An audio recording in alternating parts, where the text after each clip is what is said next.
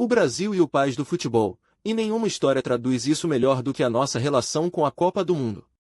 Das 5 estrelas às maiores zebras, dos artilheiros ao jejum do Hexa, essa é a história do Brasil nas Copas. Vem com a gente nessa viagem. O primeiro título veio em 1958, na Suécia. E o mundo conheceu um garoto de 17 anos chamado Pelé, que fez 2 gols na final. Nascia ali a seleção mais vitoriosa da história e a lenda do maior jogador de todos os tempos. 4 anos depois, no Chile, veio o bicampeonato. Mas com um detalhe, Pelé se machucou logo no início. Quem puxou o time nas costas foi Garrincha, o anjo de pernas tortas, em talvez a maior exibição individual da história das Copas. Em 1970, no México, veio o tricampeonato. Para muita gente, aquele foi simplesmente o time mais bonito de todos os tempos: Pelé, Tostão, Gerson, Rivelino e Jairzinho, que marcou em todos os jogos. Futebol arte em estado puro. Depois de 24 anos de jejum, o Tetra veio em 1994, nos Estados Unidos. Numa final tensa contra a Itália, decidida nos pênaltis, com Romário inspirado e a pintura de Baggio mandando por cima. O Brasil voltava ao topo. E o Penta veio em 2002, na Coreia e no Japão. Foi a redenção de Ronaldo Fenômeno, que se recuperou de lesões graves e fez os 2 gols da final contra a Alemanha. Com Rivaldo e Ronaldinho, aquele trio encantou o mundo e trouxe a 5ª estrela. Desde 2002, a 6ª estrela não vem. São mais de 20 anos de espera. Agora, na Copa de 2026, com uma geração nova e o retorno de Neymar, o Brasil vai para cima do tão sonhado hexacampeonato. Em quinto, o Rei. Pelé marcou 12 gols em 4 Copas, entre 1958 e 1970. Tricampeão mundial, ele brilhou aos 17 anos na Suécia e fechou a carreira de seleção levantando a taça no México. 12 gols e 3 títulos, ninguém fez igual. Em quarto, um recorde que talvez nunca caia. O francês Desfontaine marcou 13 gols, mas todos numa única Copa, a de 1958. Nenhum jogador na história fez tantos gols numa só edição. Um feito que atravessou décadas sem ser superado. Em terceiro, o alemão Gerd Müller, o bombardeiro. Foram 14 gols em 2 Copas, com o título mundial em 1974, em casa.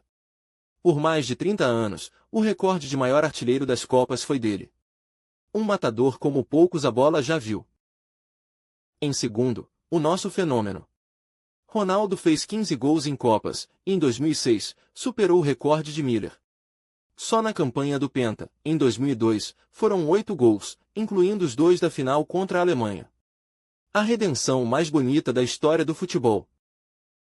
E em primeiro, o alemão Miroslav Klose, com 16 gols em 4 Copas. O 16º, justamente o que o tornou o maior artilheiro da história, veio em 2014, na semifinal contra o Brasil. O campeão naquele ano, ele é, até hoje, o número 1. O recorde pode mudar em breve. Messi chegou a 13 gols na Copa de 2022 e se aproxima do topo.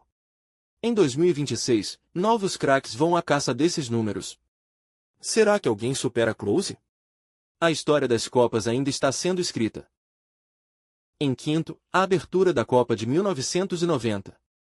Camarões, com um time desacreditado e terminando a partida com 2 jogadores a menos, venceu a Argentina de Maradona, atual vice-campeã.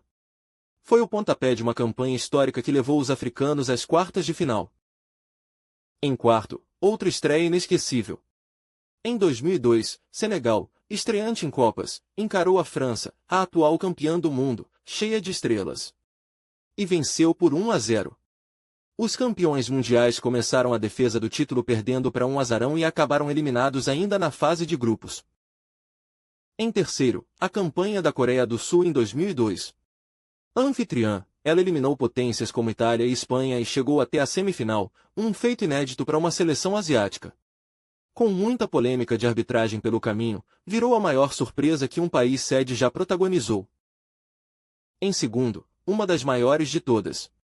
Na estreia da Copa de 2022, a Arábia Saudita virou o jogo e venceu a Argentina de Messi por 2-1. O detalhe, aquela Argentina seria campeã do mundo no fim do torneio. Perder pro azarão e mesmo assim levantar a taça é coisa de cinema. E em primeiro, a mãe de todas as zebras. Em 1950, no Maracanã lotado, o Brasil só precisava de um empate para ser campeão em casa. Mas o Uruguai virou para 2-1 e calou 200 mil pessoas. O Maracanazo é, até hoje, o maior silêncio da história do futebol.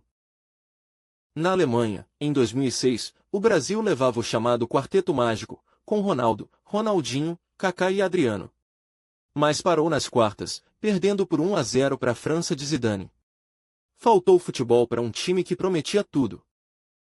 Na África do Sul, em 2010, o Brasil saía ganhando da Holanda por 1-0 nas quartas. Mas levou a virada por 2-1, com direito a gol contra e expulsão. Mais uma vez, a seleção caía antes da hora numa Copa. E veio o trauma maior de todos. Em casa, em 2014, sem o lesionado Neymar e o suspenso Thiago Silva, o Brasil foi atropelado pela Alemanha por 7-1 na semifinal. Um placar que entrou para a história como a maior dor do nosso futebol. Na Rússia, em 2018, a Bélgica eliminou o Brasil nas quartas por 2-1. E no Catar, em 2022, depois de golear na fase de grupos, a seleção caiu para a Croácia nos pênaltis, também nas quartas. O fantasma das quartas de final voltou a assombrar.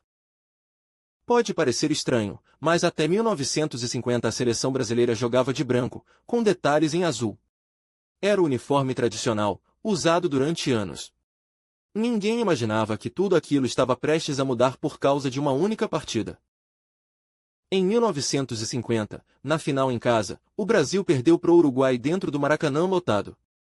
Foi o Maracanazo, a maior tragédia do nosso futebol.